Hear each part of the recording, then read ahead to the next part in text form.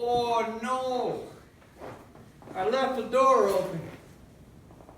What was I thinking? Snow all over it. Well, me and this little truck had quite the adventure yesterday. I was going to take some trash to the dumpster, and while I was at it, I was going to get the mail, because our mailbox is 2 miles up the road. And while I was at that, I was going to take and put the plow down and take care of a little bitty snowdrift that kind of made her way down the driveway. On the way back up the drive to finish off my berm throwing, I got sucked into the ditch a little bit. Kind of just slid her over a little bit, and I just shut her off right there. I'm going to go get another truck, pull her out. A good friend of mine called and said, "Hey, can I stop in and meet your new baby?" And I said, "Sure, why don't you come on by and pull me out while you're at it?" Well, he had a little crossover, so that was no good. So we just went inside, we hung out for a little while. And then my brother-in-law, he was bringing his wife and kids and some meals for us because we had a new baby. And we hung out for a little while, had lunch, and we're like, well, we better go get that truck unstuck. So we get the old work truck out, hook her up to this thing, and we could do nothing. We were just making it inch further into the ditch.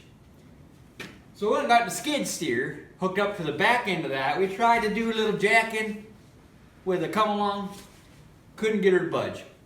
We eventually had it to where it was spun all the way around because we went in this way, slid off this way, ended up spinning the whole tail end that way. So we had the back end completely off the ground, at least that one side. Eventually we had it where we had every last bit of strap we had, even a ratchet strap in between somewhere, with the work truck out in the lawn somewhere. We have a little bit of a slough separating our lawn and our driveway. We stretched her all the way across there and ended up pulling it straight across the slough back up onto the driveway again. Well, we get her out and I'm looking it over, and I don't think I damaged anything. This front end was way off in the boonies. I mean, way off in the bushes.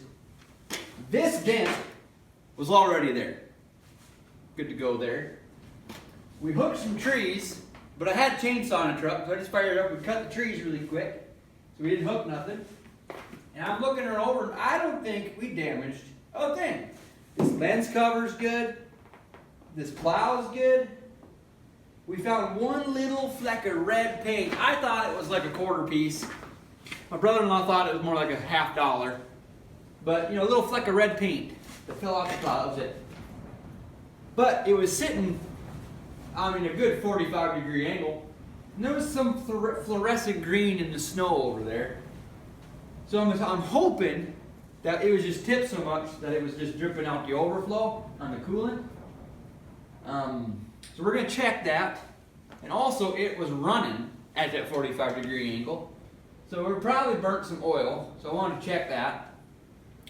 And I wanted to make sure the plow still operates, and I want to make sure I still got brakes. That's what we're after. First thing we're going to check.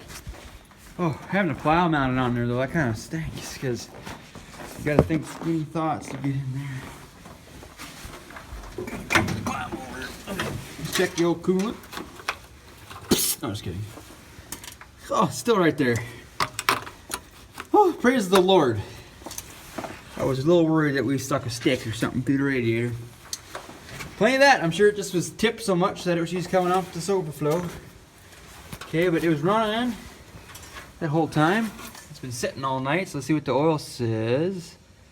Where's my oil? Well, let's just pretend we didn't see that. Wipe her off. Stick her back in there.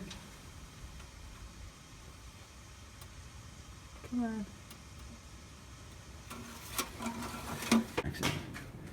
Got any oil back here? I got a little 5W20. What's this? Transfer case. Uh-oh.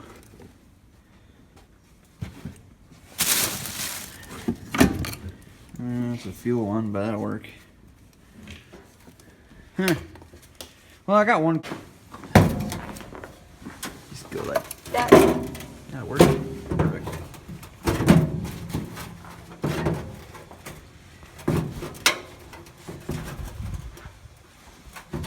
Gotta get this cap off.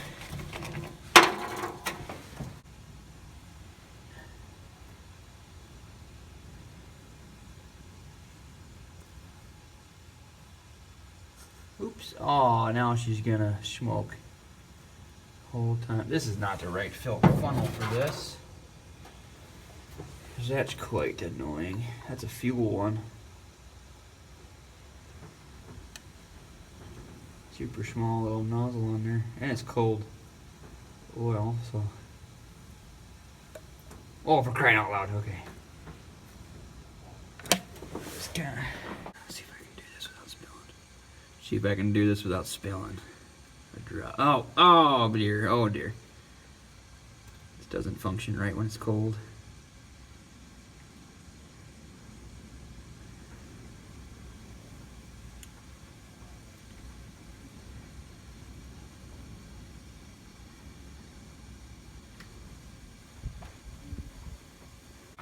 I dumped 2 quarts in there. Let's see if we're good yet or not.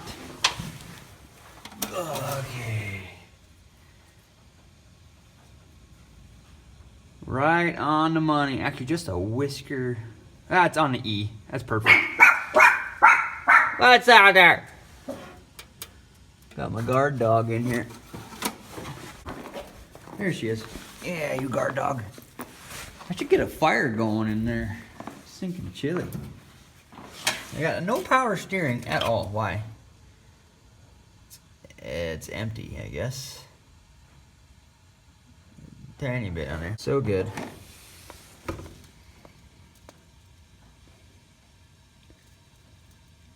Well, that's way too much. Perfect.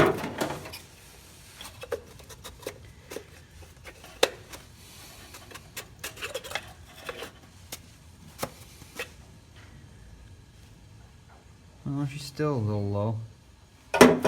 Well, she was just low, that's all. Oh, that's too much. Oh dear. Do not overfill. Well, you know. Oh well. Perfect. Those both cap off. Well, the biggest concern I had is that if I ruined anything wires-wise up here, because this was stuck way off in the toolies. Let's just run the plow, see if it moves. So the key's got to be on, and the heater's got to be running for this switch to come on. I got wing left, wing right, got down. I got up. It's a good deal. We still got plow. Turn that back off. Nothing's broke. Look at that. Except for it being low on oil. Because she was sitting at a 45-degree angle. But 2 quarts low ain't so bad. It's a 300, you know, so it doesn't even need oil. They say that you could drop this in the bottom of the ocean for 30 years, pull it out, throw a little gas down the tube, she'd fire right up. I've never tested that theory, but you know, that's what they say at least.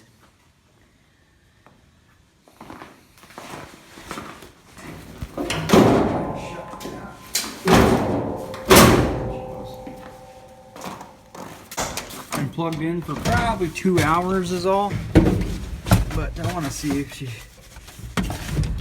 Oh, we rolled ahead a little bit. So this old truck, even if I'm plugged in, I'll pull the choke out. I'm going to give it at least 12.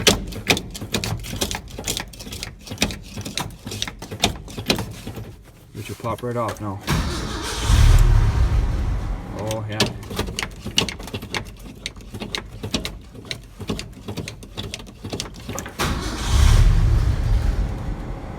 It's cold.